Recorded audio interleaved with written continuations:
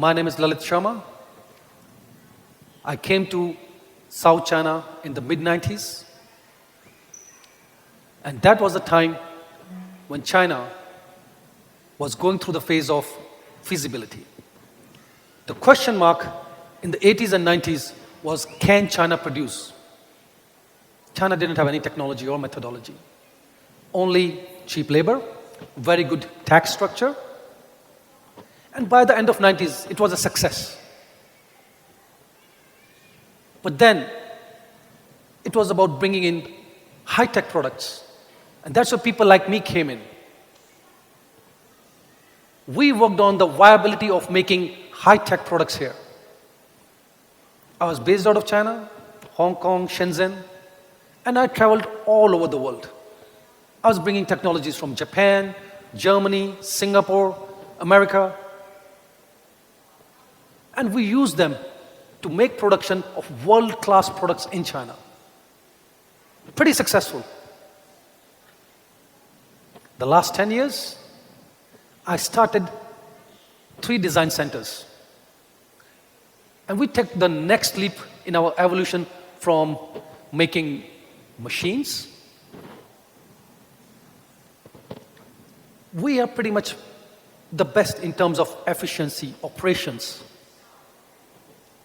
Something that China did bring to the table for the world. One was speed. We cut development times in half.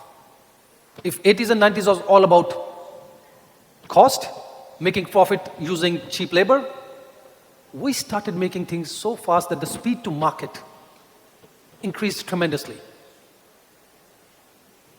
Another, risk-taking. We tried things multiple times. The phrase, which is very common all over the world right now, fail fast. It happened here. We were the ones who did not fear failure. It was a step in the right direction. Iterating again and again, looking at ideas and making them better and better. Speed and fail fast. This is what we brought to the world. But still we struggle. We struggle in getting our brands globally acceptable. Human-centered design. Human-centered design, it takes a product and looks at how the human is going to use it. It goes beyond making the product or looking at a service and see what are the functional needs, the emotional needs, or the social needs. Now, this is my favorite part where I am able to use some of the F words of the design world. The first one is the functional. A milkshake.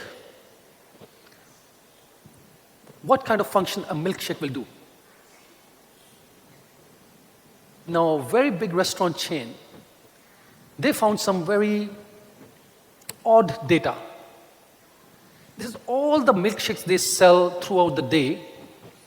More than half are being sold very early in the morning, between 6 a.m. and 8 a.m. And only milkshake, nothing together. No meal, just a milkshake. And they couldn't figure out.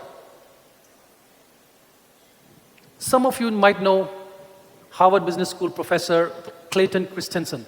He was the one who came up with the term disruptive innovation. He, with one of his fellow researchers, started looking at these restaurants and started interviewing the people. And they asked a question, what is the job that this milkshake does for you so early in the morning? Later on, they came up with this methodology called jobs to be done, to understand human behavior with the different products. Now, these particular people, they had a few needs. First of all, they needed something for breakfast, because they didn't have time for breakfast. Something that could last them till lunchtime. Anything else, coffee or snacks, would make them hungry around 10 o'clock. So they needed something that would give them enough energy to last till lunchtime. Another, they had a very long commute in the morning, closer to an hour. So they needed something to hold and give them company while they are driving, listening to music for 40-45 minutes. Understanding this data and seeing that there's a whole category of people who might need help in the mornings to have something healthy, something that the mothers can also give to their kids, etc. They built up a whole new category of shakes for kids, for women, and it was a big hit. What was the change? The change that happened was that we, the experts, the engineers, used to tell people, this is a product we made, this is how to use, it will make your life easier. But human-centered design, it was about observing consumers, finding out how they find solutions in their own life. This milkshake was a solution.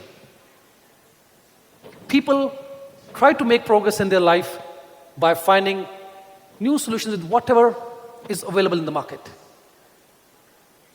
It was no more the experts telling the people, this is what you need to do. It was the experts listening, observing, and finding that there are so many solutions which have not been scaled, and which, if we observe, can make the product better or the service better, or open up a new category. This will give you some idea why in the West, so many companies have suddenly mushroomed out of nowhere. Because it is not the huge companies doing research and selling the products, it is human-centered design, design thinking, opening up a lot of windows and doors into new products and services. All these unicorns, they are listening and looking at unmet needs of the people.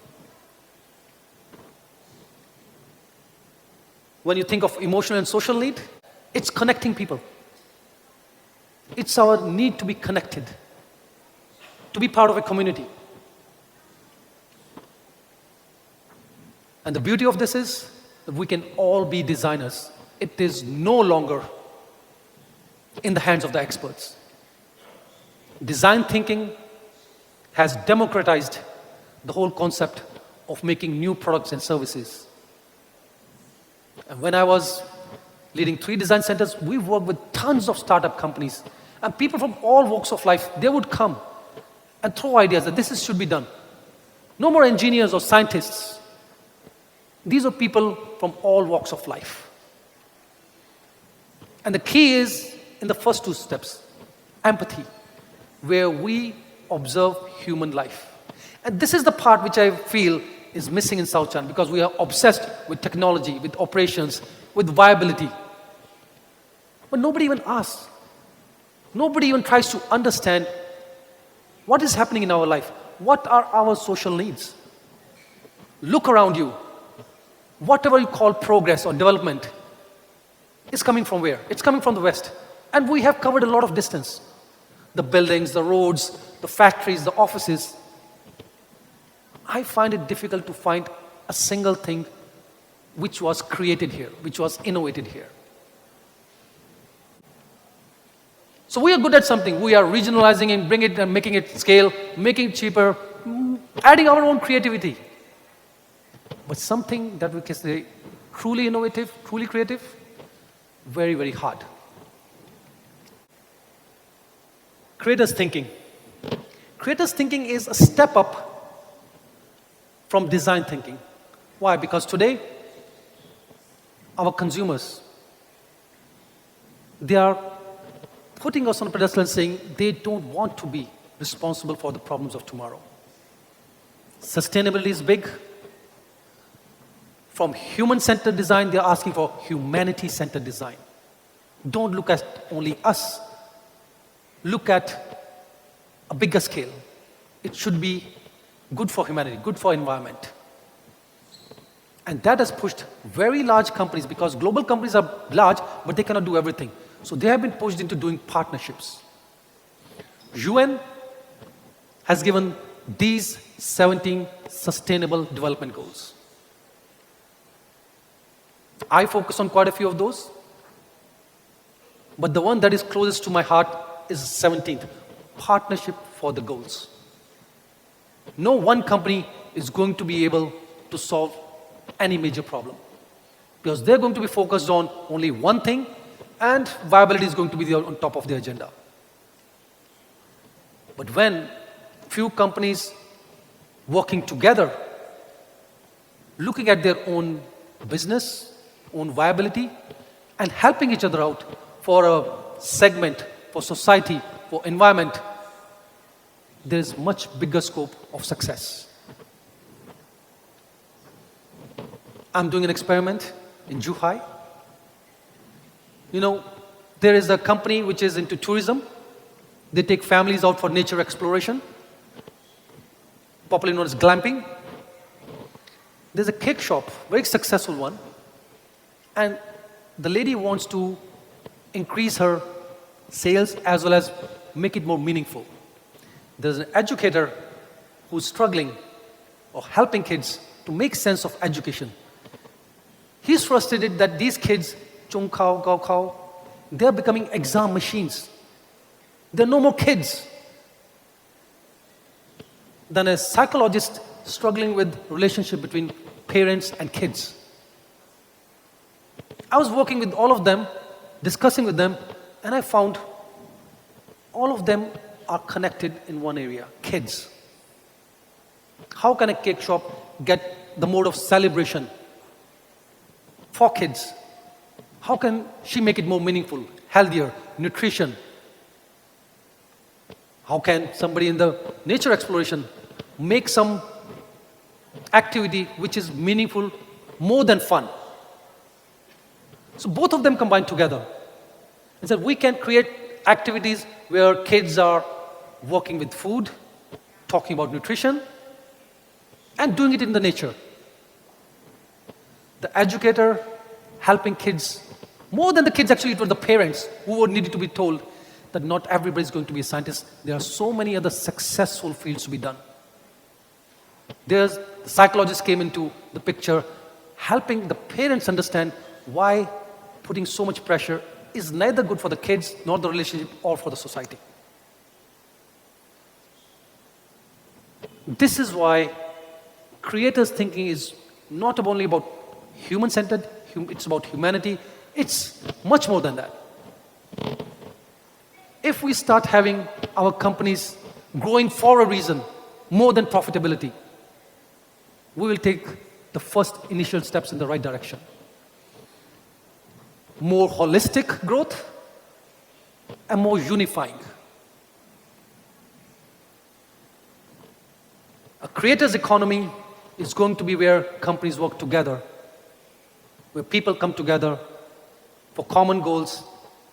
And I wish that we start right here to make global brands as well as create this new evolution. Thank you.